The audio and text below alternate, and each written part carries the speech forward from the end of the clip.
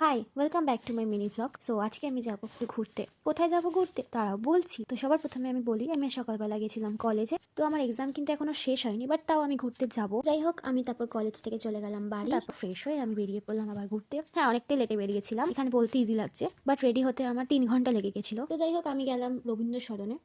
আর প্রথমে গেলাম নন্দন। তো নন্দনই যাইনি, আরও কিছু জায়গায় গিয়েছি। তো এখানে ফটো তুলে আমরা চলে গেলাম হিন্দুস্তান ইন্টারন্যাশনাল হোটেলে।